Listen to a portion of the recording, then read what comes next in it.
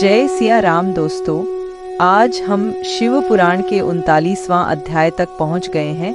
40 अध्याय को शुरू करते हैं। दधीची का शाप और क्षु पर अनुग्रह।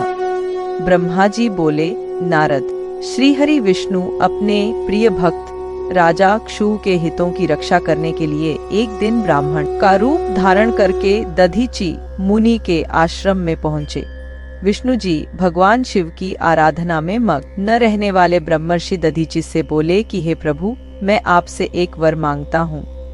दधीची श्री विष्णु को पहचानते हुए कहने लगे, मैं सब समझ गया हूँ कि आप कौन हैं और क्या चाहते हैं, इसलिए मैं आपसे क्या कहूँ। हे श्रीहरि विष्णु, क्षु का कल्याण करने के लिए आप यह ब्राह्मण का वेश बनाकर आए हैं। आप ब्राह्मण वेश का त्याग कर दें। लज्जित होकर भगवान विष्णु अपने असली रूप में आ गए और महामुनि दधीची को प्रणाम करके बोले कि महामुनि, आपका कथन पूर्णतया सत्य है। मैं ये भी जानता हूँ कि शिव भक्तों को कभी भी किसी भी प्रकार का कोई भी भय नहीं होता है, परंतु आप सिर्फ मेरे कहने से राजा क्षुव के सामने यह कह दें कि आप राजा क्षुव से डरते हैं। श्री विष्णु की यह बात सुनकर दधीची हंसने लगे।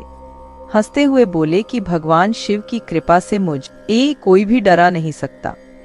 जब कोई वाकई मुझे डरा नहीं सकता तो मैं क्यों झूठ बोलकर पाप का भागी बनूं। दधीची मुनि के इन वचनों को सुनकर विष्णु को बहुत अधिक क्रोध आ गया। उन्होंने मुनि दधीची को समझाने की बहुत कोशिश की। सभी देवताओं ने श्री विष्णु जी का ही साथ दिया। भगवान विष्णु ने दधीची मुनि को डराने के लिए अनेक गण उत्पन्न कर दिए, परंतु दधीची ने अपने सत से उनको भस्म कर दिया। तब विष्णु जी ने वहां अपनी मूर्ति प्रकट कर दी। यह देखकर दधीची मुनि बोले, हे श्रीहरि, अब अपनी माया को त्याग दीजिए। आप अपने क्रोध और अहंकार का त्याग कर दीजिए।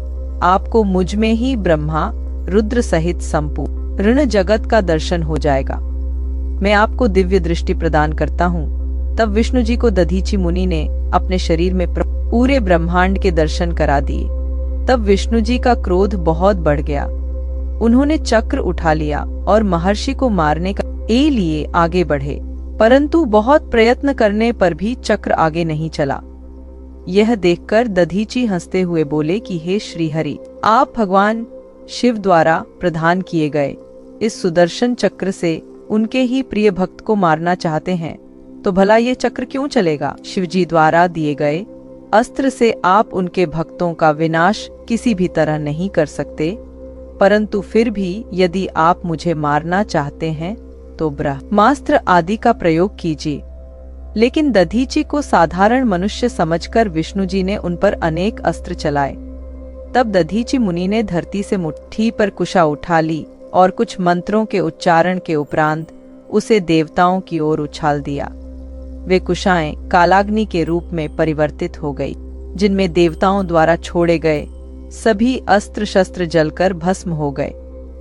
यह देखकर वहां पर उपस्थित अन्य देवता वहां से भाग खड़े हुए, परंतु श्रीहरि दधीची से युद्ध करते रहे।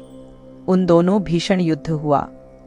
तब में ब्रह्मा राजा क्षु को साथ लेकर उस स्थान पर आया जहां उन दोनों के बीच युद्ध हो रहा था।